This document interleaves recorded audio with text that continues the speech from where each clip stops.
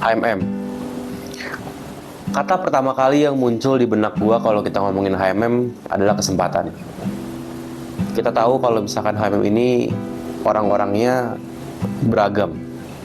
Lebih dari 500 personality yang berbeda-beda, background yang berbeda-beda, skill, needs yang juga berbeda-beda.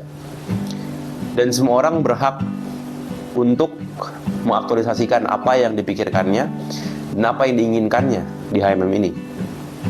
Tanpa ada membeda-bedakan kemampuan, latar belakang, pun juga tidak ada yang melarang untuk lu pada explore di HMM. Jadi bagi gua, HMM adalah kesempatan untuk semua orang bisa berkembang, berkarya, dan mencari jati dirinya sebenarnya di HMM.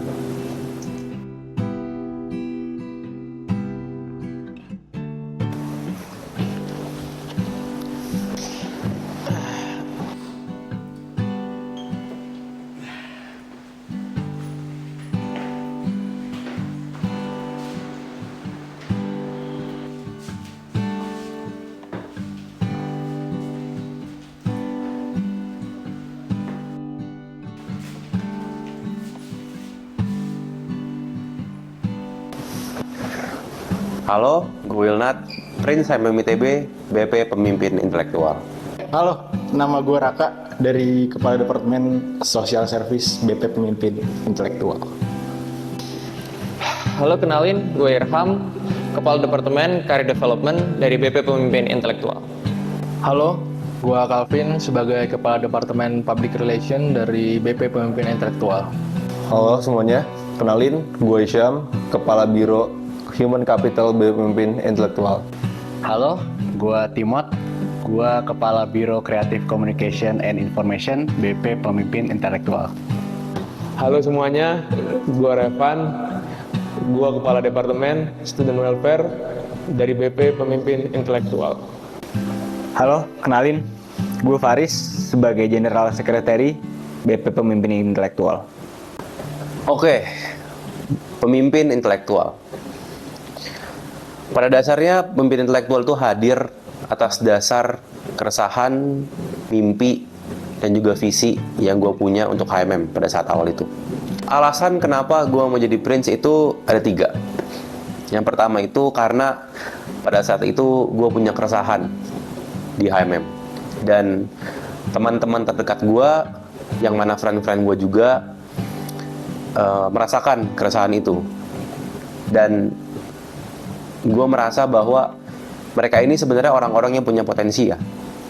Orang-orang yang bisa memberikan banyak untuk HMM, tapi terhalangkan dengan keresahan-keresahan mereka, dari ketidaknyamanannya, dari image yang HMM bangun. Dan gue rasa itu hal-hal dalam tanda kutip minor yang bisa kita ubah.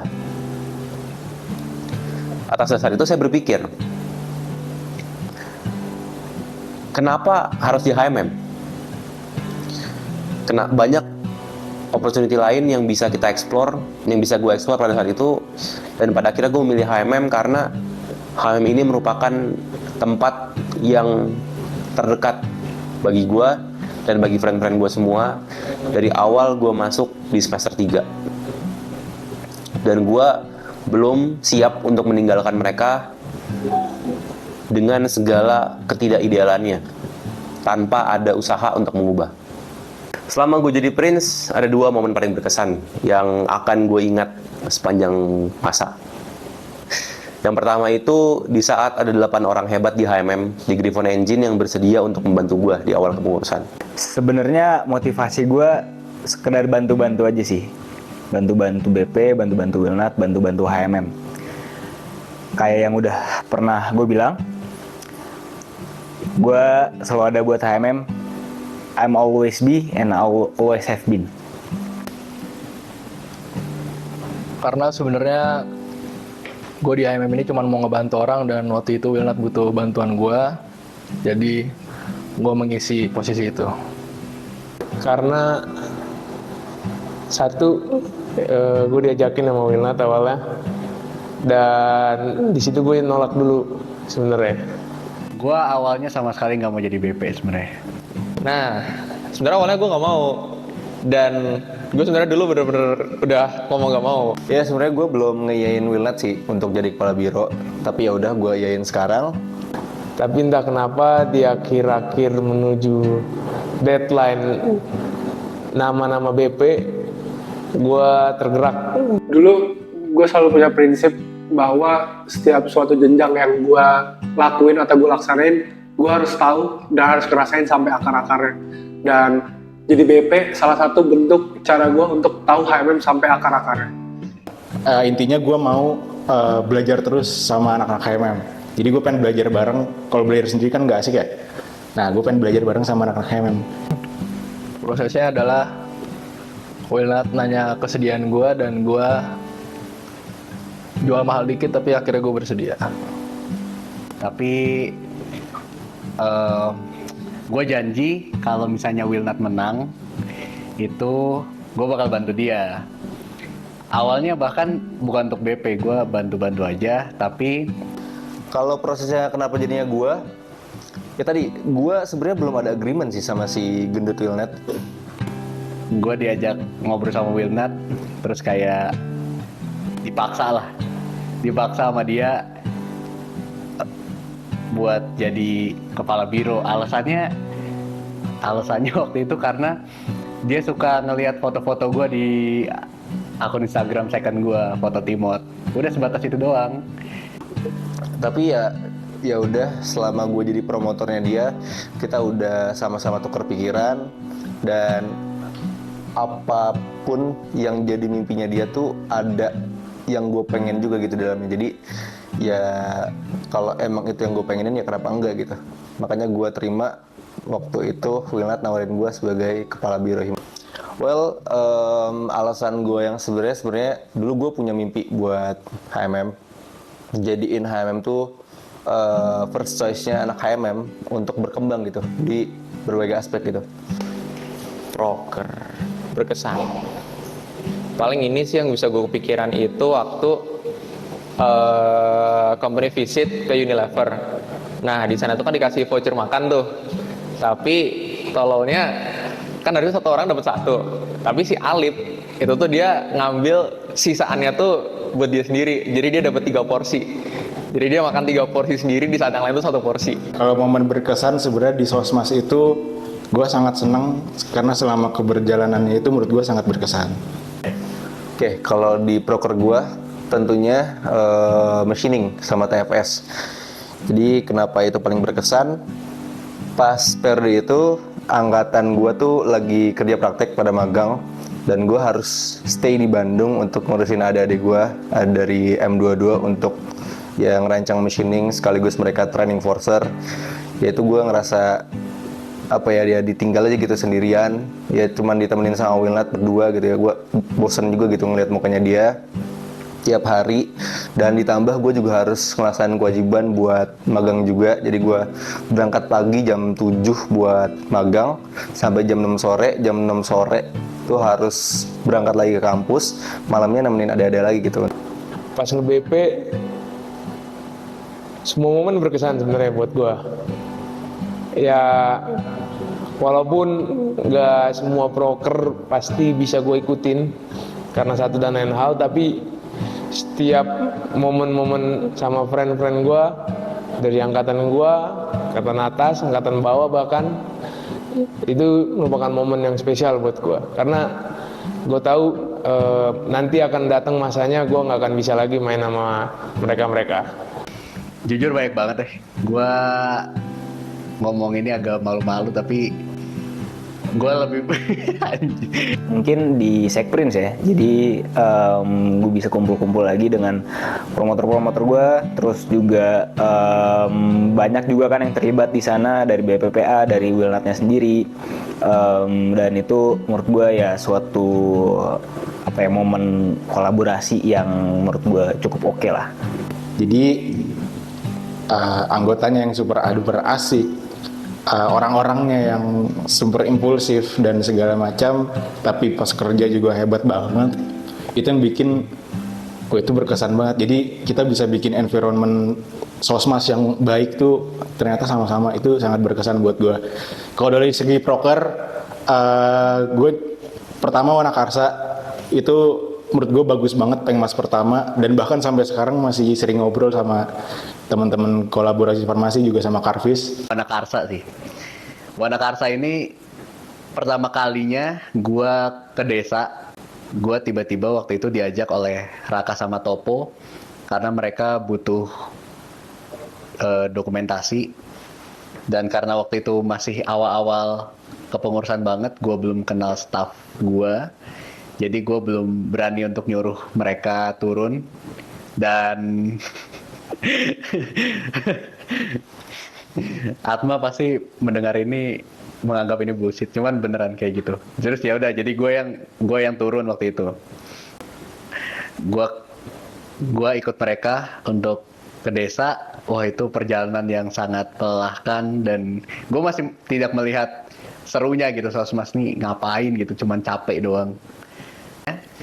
Itu ternyata orang-orangnya asik, bahkan apa ya, kegiatannya asik, orang-orangnya asik, bahkan sampai setelah kegiatan pun kita masih sering main bareng, kita masih sering ngobrol bareng, jadi bondingnya tuh masih kerasa sampai sekarang. Dan itu hal yang paling gak pernah gue sesalin untuk ikut sih, Wana Karsa. Yang waktu itu ke Unilever gue suka. Terus yang waktu itu ke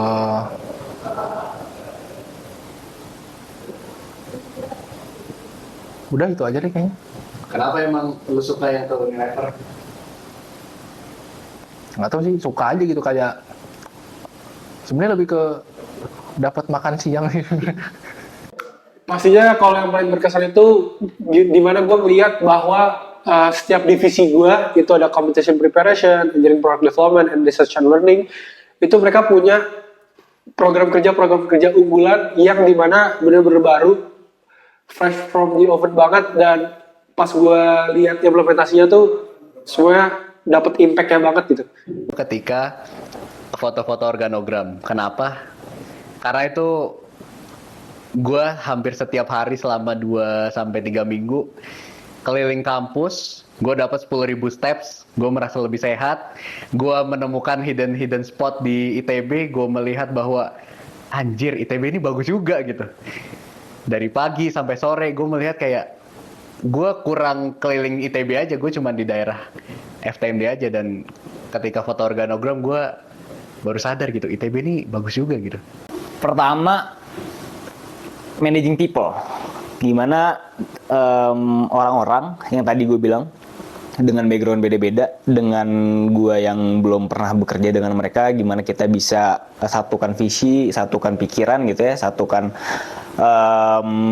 teamwork, collaboration dan kawan-kawannya, itu sebuah seni lah.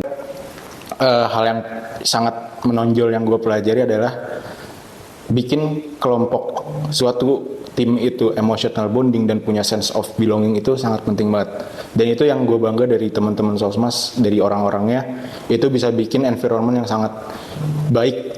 Jadi secara nggak langsung ternyata untuk bisa kita kasih belajar bareng-bareng, untuk bisa mendapatkan suatu value, ternyata dengan kalau punya kelompok yang emotional bondingnya bagus dan sense of belongingnya juga tinggi, itu adalah momen yang tepat buat kita belajar bareng-bareng dan ngasih value kayak gitu. Itu sangat, ya gue belajar di situ, dan kalau bisa selama berkarir juga gitu ya. Gue dapat banyak hal, cara memimpin, cara nongkrong, cara apa ya, cara ikhlas sih sebenarnya. Itu sih sebenarnya. Kayak gue seneng aja gue ngerjain ini, ya udah gitu. Sebatas itu. Bahkan ironinya adalah ketika TA atau akademik gue lagi mandek atau chaos, pelarian gue adalah ngedit video. Gue malah makin memahami, mengenal diri sendiri sih. Jadi mengenal berbagai kekurangan diri, kelebihan diri, kapabilitas diri, dan mungkin titik-titik di mana gue bisa memperbaiki diri untuk lebih baik. Gue baru menyadari ternyata mengimbangi antara mengejar target dan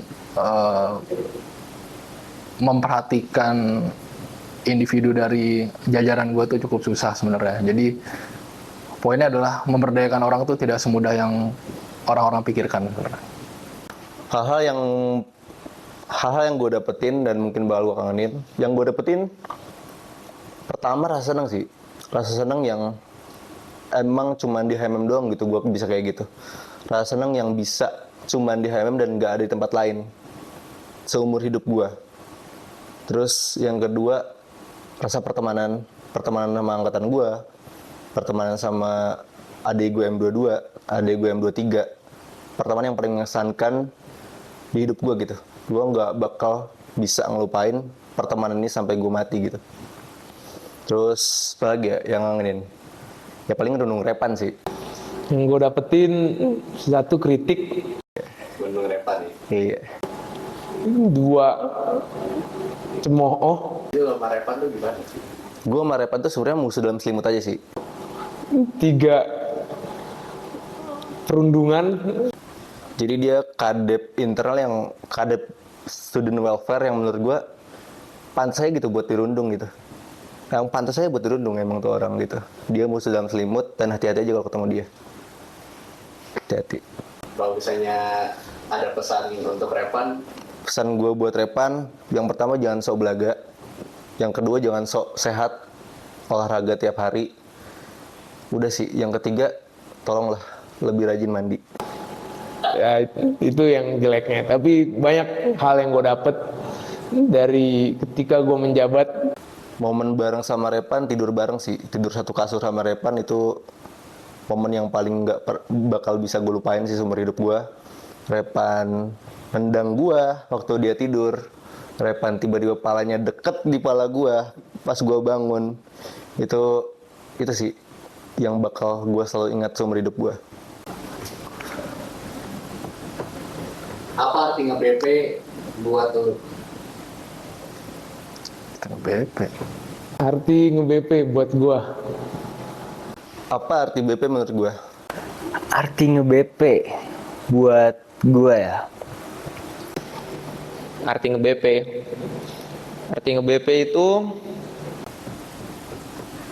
Pelayanan aja sih. itu berkorban. Menurut gua, arti nge-BP itu adalah tentang pengorbanan gitu. Tentang memberikan sesuatu pada orang banyak tanpa kita harus berpikir panjang gitu.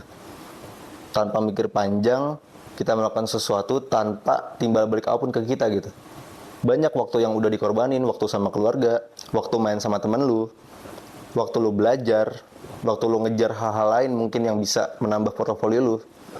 Ya tapi itu semua terbayarkan sih dengan rasa senang yang gue dapat selama ini gitu di HMM. Pengorbanan itu nggak sia-sia gitu. Itu sih. Ikhlas aja sih, Pren.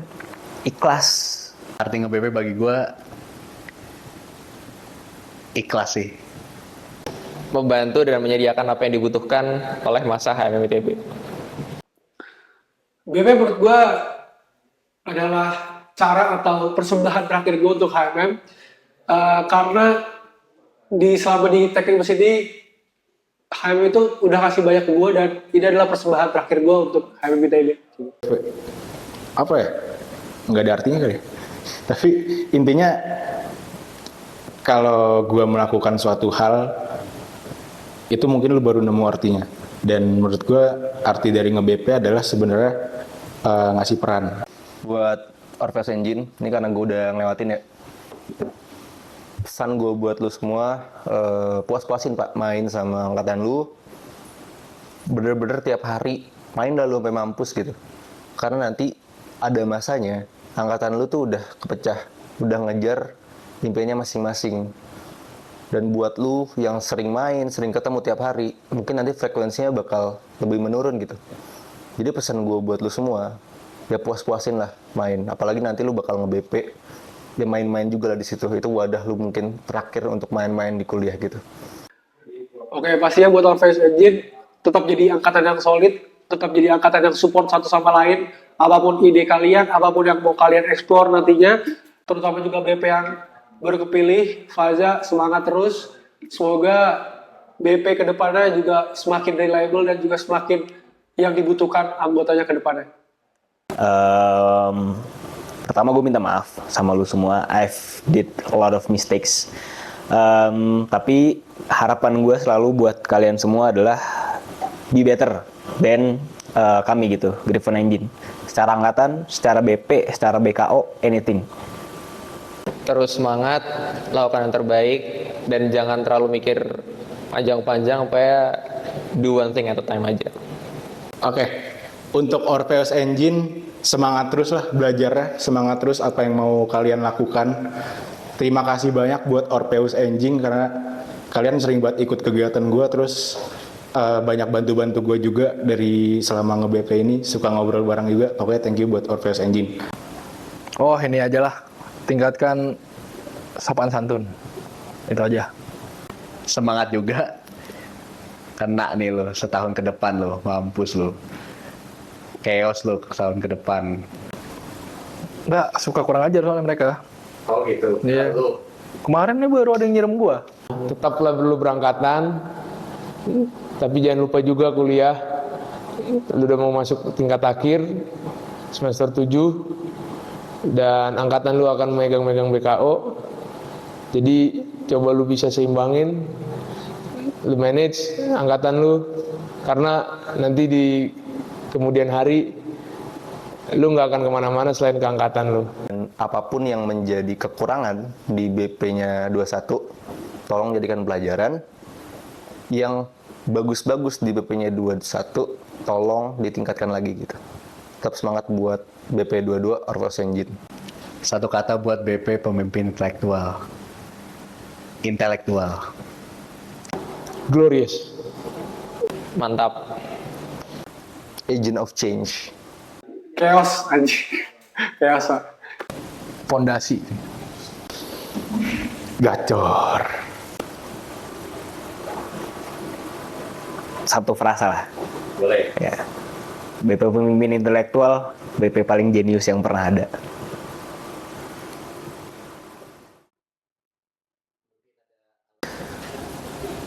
Setelah 1 tahun lebih BP pemimpin intelektual ini berkarya, bisa gue katakan bahwa gue sudah melihat banyak bibit-bibit pemimpin yang bisa membawa kebermanfaatan banyak untuk Indonesia ke depannya.